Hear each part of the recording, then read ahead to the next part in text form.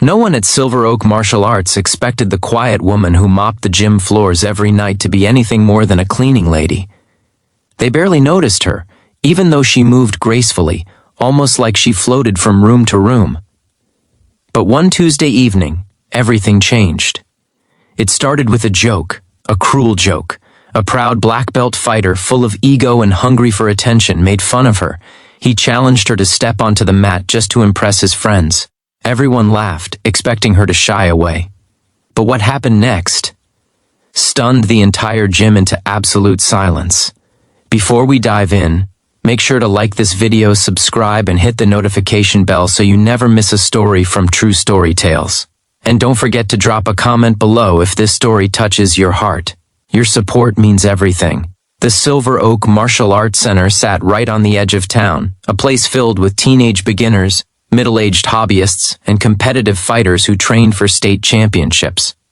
Among the punching bags, mats, and sweat, there was one person most people overlooked, Maria Hernandez, the evening cleaner. Maria was a 52-year-old woman with kind eyes and gentle manners. She never interrupted anyone. She always walked in with a quiet smile, pushing her cleaning cart down the hallway while the fighters finished their training sessions. Some students greeted her, most didn't. She never complained. When the gym got busy, she simply worked around people with patience, humming softly under her breath. If someone spilled water, she wiped it quietly. If the bathrooms got messy, she handled it without a word. She wasn't invisible, but people treated her that way. Except for one person, Jack Rivers. Jack was a 27-year-old black belt, strong, talented, and unfortunately, known for his arrogance. He strutted around with a chest puffed out, bragging about his tournament wins, his broken boards, his deadly kicks. People admired him, sure, but mostly from fear, not respect. Coach Leonard had warned him many times. Skill is nothing without humility, he'd say. But Jack never took it seriously. He thought the gym belonged to him. One Thursday evening, as the sun set and a warm orange glow filled the training room, Jack and a group of advanced students were practicing sparring routines. Punches landed sharply on pads, feet thudded against the mats, and grunts echoed through the gym.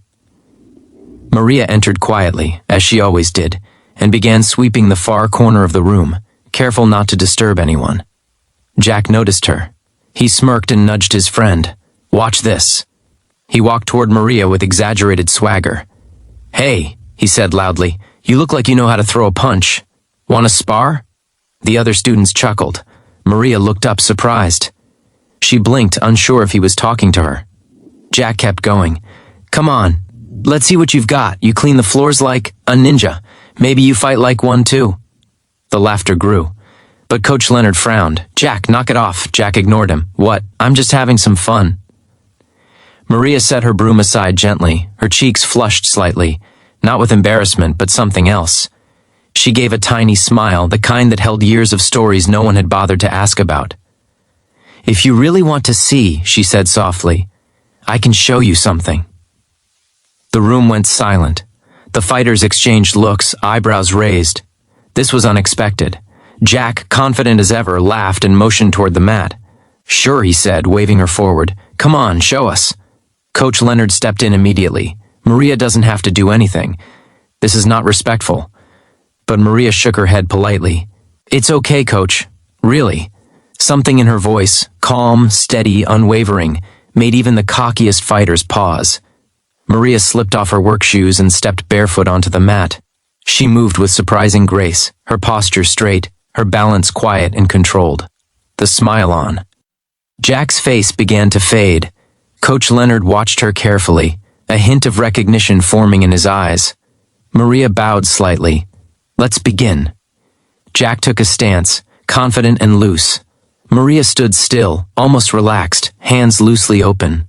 The moment Coach said, "Go," Jack lunged forward with a playful jab, clearly planning to let her miss and entertain the crowd. But before his fist even reached her face, Maria shifted her weight, and with one smooth, fluid motion redirected his arm and flipped him flat onto the mat. The entire gym gasped. Jack lay there, stunned, not hurt, just shocked beyond belief.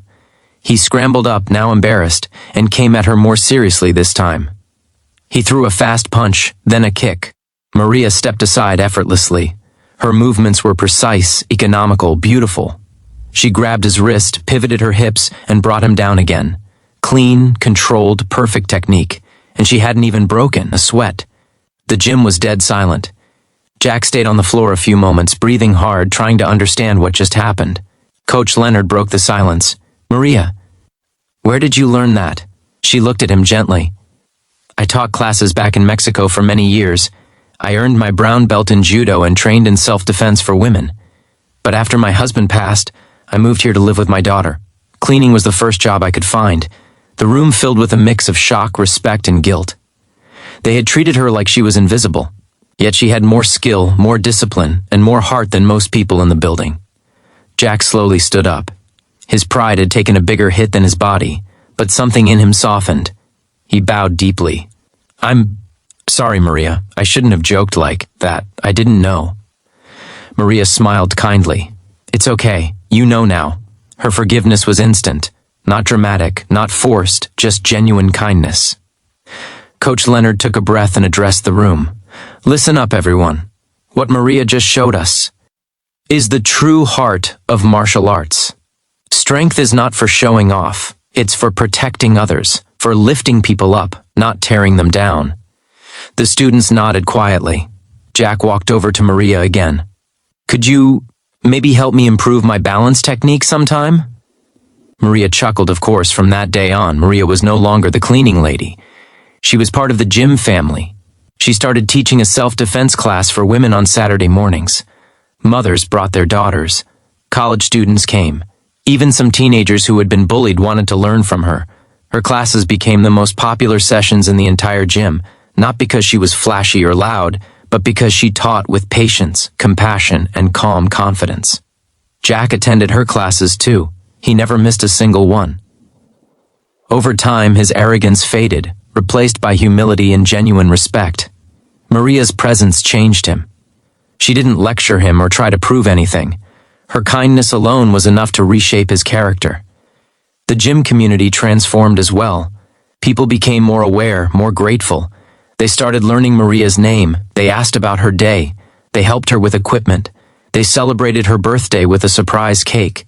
Their outlook shifted, all because of one moment, a moment when kindness met confidence and ego crumbled. One evening, as the gym was closing, Jack approached Maria and said, "You didn't just defeat me on the mat. You taught me something I needed to learn a long time ago." Maria simply smiled. We all learn when we're ready. In a world where people often judge others by their job, appearance, or silence, Maria's story reminds us of something powerful. Greatness can be found in the most unexpected places. Every person you meet has a story, a talent, a history you know nothing about. The strongest people are often the kindest. And kindness, real, humble, gentle kindness, can change people more deeply than force ever could. So let this story inspire you to look around with fresh eyes, respect people, appreciate them, and never underestimate the quiet ones. Sometimes, they are the real masters among us. Spread kindness today. It might just be the spark someone needs.